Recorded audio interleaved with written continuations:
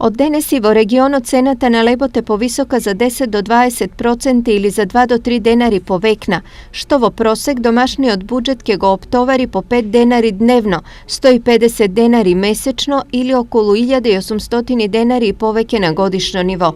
Што граѓаните мислат за покачувањето на лебот кој последен пат било пред речиси 10 години? Па лебо не би требало да поскапува затоа што е основен производ и продукт за целото население. Речење да се поскапува, тоа е.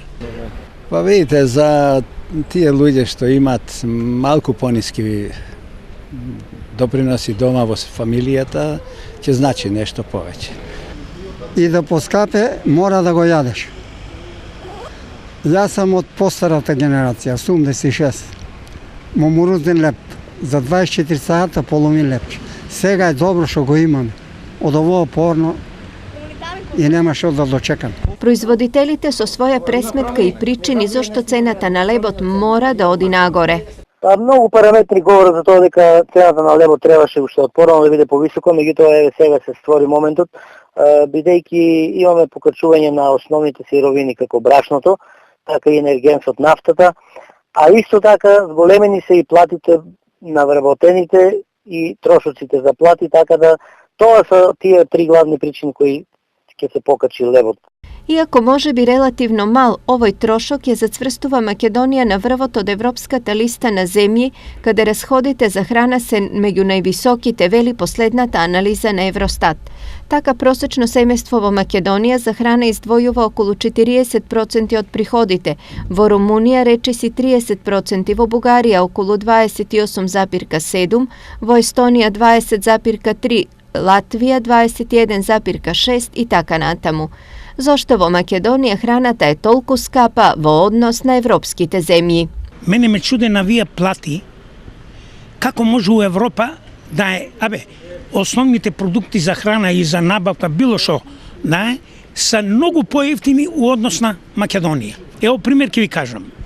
Телешко месо у 5 класи, најниската цена е 3 евра. Тоа е 180 динара. Кај нас да дое телешко месо, не таа класа, пониска, ќе биде 700-800 динара. И тоа е што со ние, со вие плати, јас се чудам некои пензионери како преживуваат. Што мислите, зашо цените у Македонија се толку високи? На производ? Зашо се? Нема држава, зашо се? Тие од владата таму, што дозволуваат да се качуваат цените, што не качуваат платите, пензиите. Колку пари месечно одвојувате за храна? Сега статистика не сум правила, али баги, преку 15.000. Освен храната, тивконо постојано раснати трошоците за вода, грејење, струја, наеми и други слични трошоци, и тие повторно во Македонија се меѓу највисоките заедно со цените на бензините, автобускиот превоз и слично. Прашањето зошто се ова ни се случува во Македонија се надополнува и со друга за нас разочарувачка статистика. Кај нас, за разлика од Европа, повисоки се и давачките за комуникации, телефонија, интернет. Во западните земји од Европската Унија тие не надминуваат 3% од приходите, додека во балканските земји тие достигнуваат до 5%.